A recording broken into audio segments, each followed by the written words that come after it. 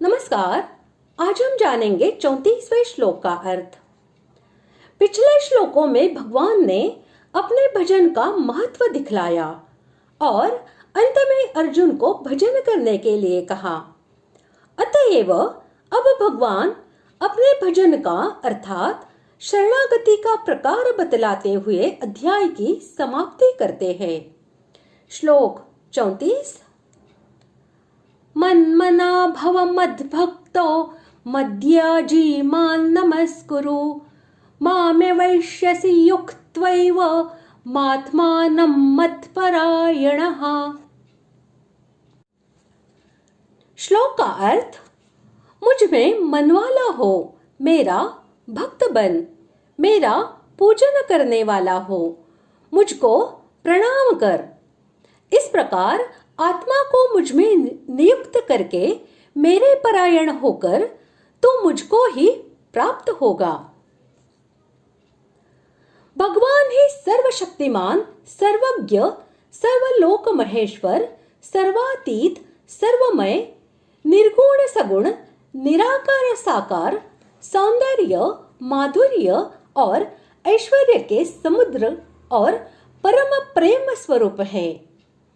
इस प्रकार भगवान के गुण, प्रभाव, तत्व और रहस्य का यथार्थ परिचय हो जाने से जब साधक को यह निश्चय हो जाता है कि एकमात्र भगवान ही हमारे परम प्रेमास्पद है, तब जगत की किसी भी वस्तु में उसकी जरा भी रमणीय बुद्धि नहीं रह जाती।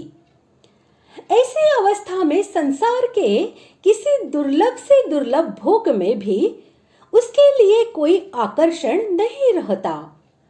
जब इस प्रकार की स्थिति हो जाती है, तब स्वाभाविक ही इस लोक और परलोक की समस्त वस्तुओं से उसका मन सर्वथा हट जाता है और वह अनन्य तथा परम प्रेम और श्रद्धा के साथ निरंतर भगवान का ही चिंतन करता रहता है।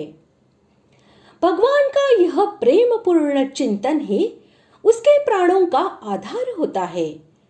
वह क्षण मात्र की भी उनकी विस्मृति को सहन नहीं कर सकता। जिसकी ऐसी स्थिति हो जाती है, उसी को भगवान में मनवाला कहते हैं। भगवान का भक्त होना यानी भगवान ही परम गति है, वे ही एकमात्र भर्ता और स्वामी हैं, वे ही परम आश्रय और परम आत्मीय संरक्षक है, ऐसा मानकर उन्हीं पर निर्भर हो जाना, उनके प्रत्येक विधान में सदा ही संतुष्ट रहना, उन्हीं की आज्ञा का अनुसरण करना, भगवान के नाम, रूप, गुण, प्रभाव, लीला आदि के श्रवण, कीर्तन, स्मरण आदि में अपने मन, बुद्धि और इंद्रियों को निमग्न रखना और उन्हीं की प्राप्ति के लिए प्रत्येक कार्य करना, इसी का नाम भगवान का भक्त बनना है। भगवान का पूजन करना यानी भगवान के मंदिरों में जाकर उनके मंगलमय विग्रह का यथाविधि पूजन करना, सुविधानुसार अपने अपने घरों में इष्ट रूप भगवान की मूर्ति स्थापित करके उसका विधि पूर्वक श्रद्धा और प्रेम के साथ पूजन करना, अपने हृदय में या अंतरिक्ष में अपने सामने भगवान की मानसिक मूर्ति स्थापित करके उसकी मानस पूजा करना, उनके वचनों का, उनकी लीला भूमि का और चित्रपट आदि का आदर सत्कार करना, उनकी सेवा के कार्यों में अपने का संलग्न रखना, निष्काम भाव से यज्ञादि के अनुष्ठान के द्वारा भगवान की पूजा करना, माता पिता, ब्राह्मण, साधु महात्मा और गुरुजनों को तथा अन्य समस्त प्राणियों को भगवान का ही स्वरूप समझकर या अंतर्यामी रूप से भगवान सब में व्याप्त है, ऐसा जानकर सबका यथा योग्य पूजन, आदर सत्कार करना और तन मन धन से सबको यथा योग्य सुख पहुंचाने की तथा सबका हित करने की यथार्थ चेष्टा करना, ये सभी क्रियाएं भगवान की पूजा ही कहलाती हैं।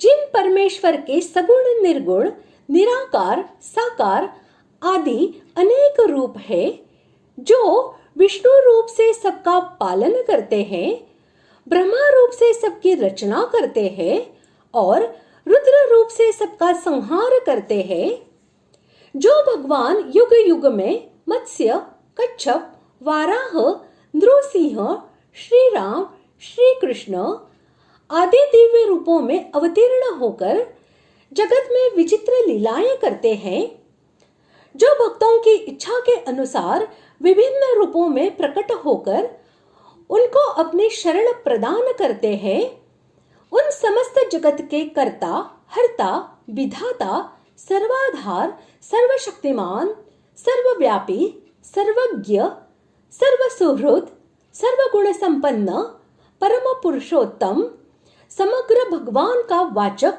यहाँ माव पद है।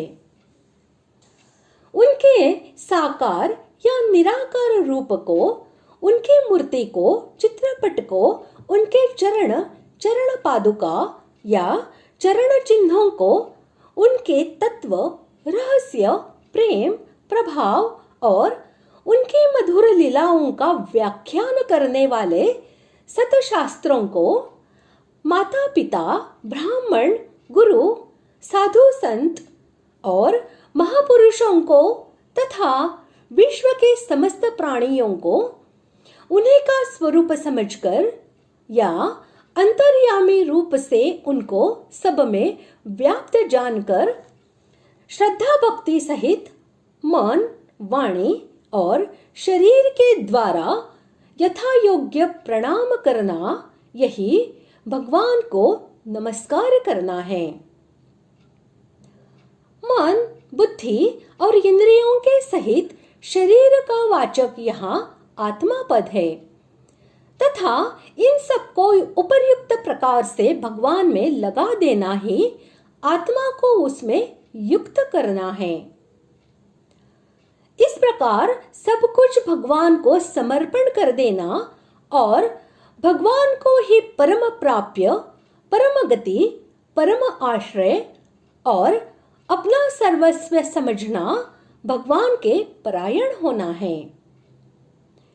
एव पद अवधारण के अर्थ में है। अभिप्राय यहाँ है कि उपर्युक्त प्रकार से साधन करके तुम मुझको ही प्राप्त होोगे, इसमें कुछ भी संशय नहीं है। तथा इसी मनुष्य शरीर में ही भगवान का प्रत्यक्ष साक्षात्कार हो जाना, भगवान को तत्व से जानकर उनमें प्रवेश कर जाना अथवा भगवान के दिव्य लोक में जाना, उनके समीप रहना अथवा उनके जैसे रूप आदि को प्राप्त कर लेना, ये सभी भगवत प्राप्ति ही है। इस प्रकार आज हमने 34वें श्लोक का अर्थ जान लिया है और इसी के साथ हमारा 9वां अध्याय पूर्ण हुआ। ओम तत्सदिति श्रीमद्भगवद्गीतासु उपनिषत्सु ब्रह्म विद्यायां योगशास्त्रे श्रीकृष्णार्जुन संवादे राजविद्या राजगुह्य योगो नाम 9मोऽध्यायः।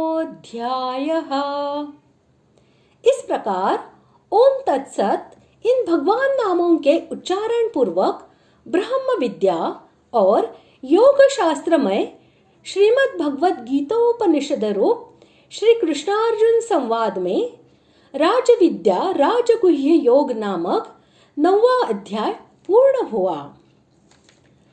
अगले भाग में हम 10वें अध्याय की शुरुआत करने वाले हैं। धन्यवाद।